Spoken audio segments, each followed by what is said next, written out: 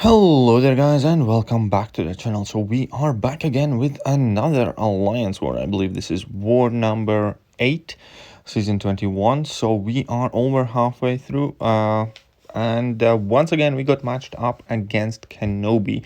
As we all know, Kenobi is pretty much the most dominant alliance war alliance in the game, and they have won majority of the alliance war seasons. Therefore, this is definitely a very tough, very hard war, and I can't afford to take too many chances.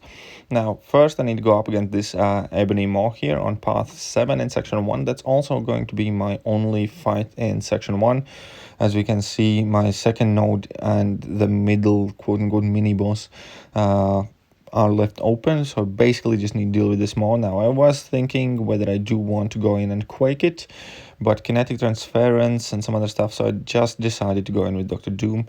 I will use relatively serious boost in this war, because obviously I do not want to have any silly deaths, no excuses. We just need to kind of like play as safe and as steady as I possibly can. And that's always the goal with the Alliance War, not to have the most daring, the most interesting, the coolest, or whatever kind of fights. The fights in Alliance War ideally are dull and simple and straightforward and quick.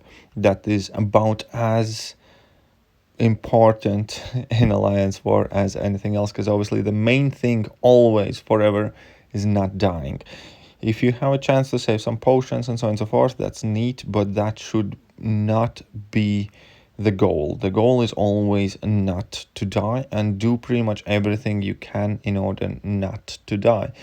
And so here in basically the whole idea is just Dr. Doom, and here I eat that level 2 because I hoped he wouldn't throw it. I was being a bit daring.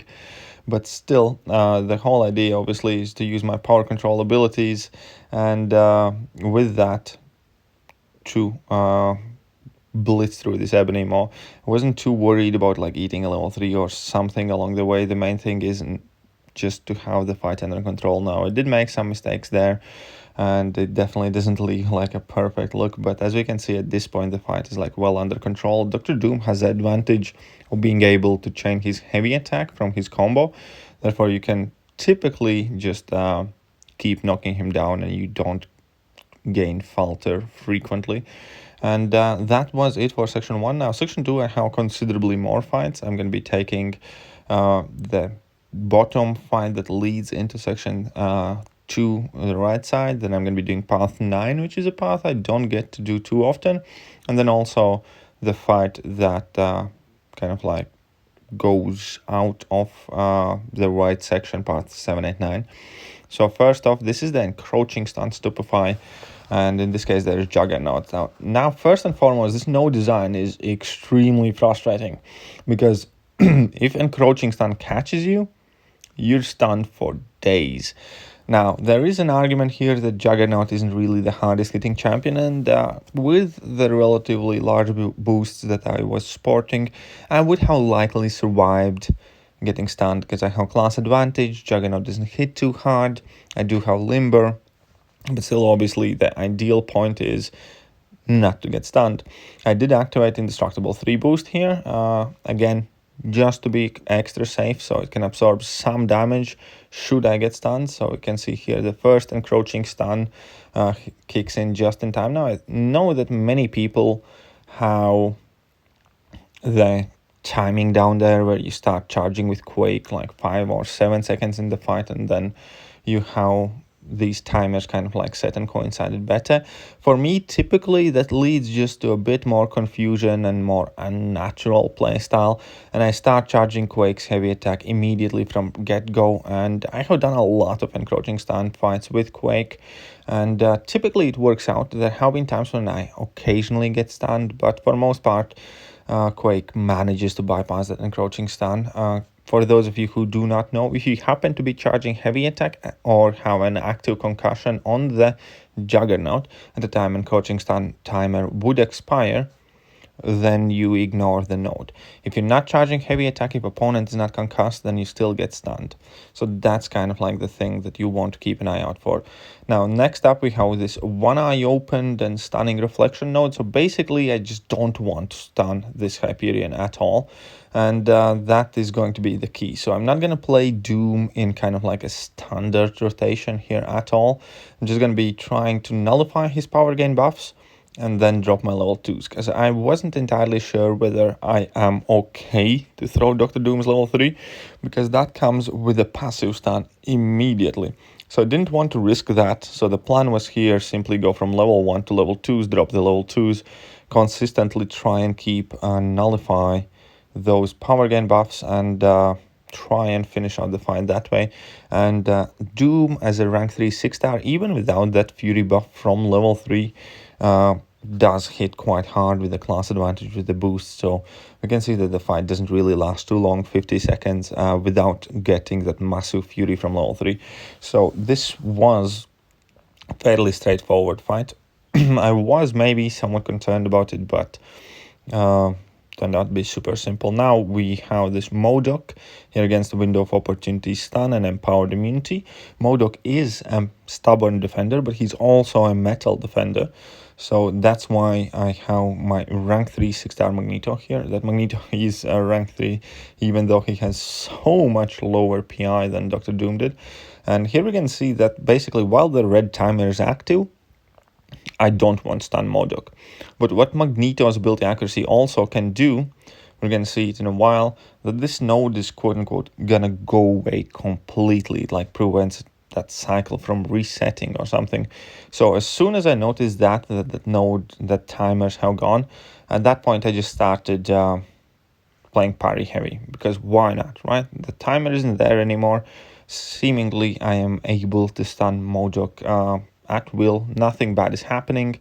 So then I immediately started basically charging my prowesses. I still had the indestructible boost active from the Quake Juggernaut fight, so that helped me about a bit, as well as I ate that level 1 by accident. But now the name of the game is quite simple. Just get to level 3, and that should most definitely finish the fight off, because Magneto's level 3, as we all know by now, is an absolute powerhouse. And that's exactly what happens.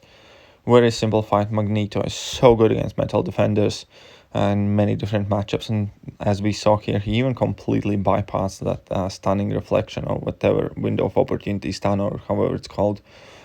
Now it's Apocalypse. First, I was trying to read his notes. I was thinking how the buffed nodes would affect the fight, and I was considering perhaps it's better take it linked.